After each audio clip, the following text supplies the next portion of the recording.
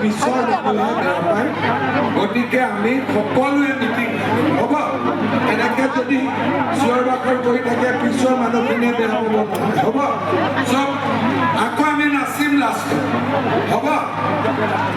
শ্ৰদ্ধাৰ ৰাইজ কমলপুৰ সমষ্টিৰ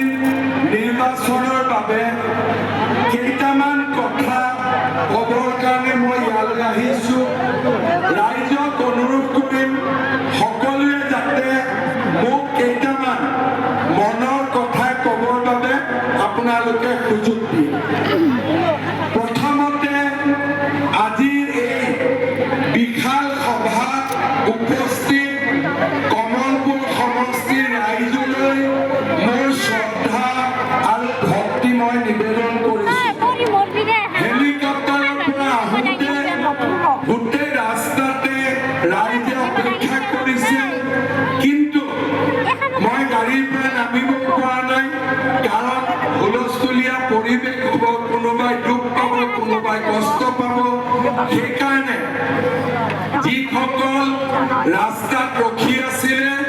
তেওঁলোকক মই ইয়াৰ পৰাই ক্ষমা প্ৰাৰ্থনা কৰিছোঁ আজিৰ সভাত আমাৰ মাজত উপস্থিত আছে কমলপুৰ বিধানসভা সমষ্টিৰ ভাৰতীয় জনতা পাৰ্টিৰ প্ৰাৰ্থী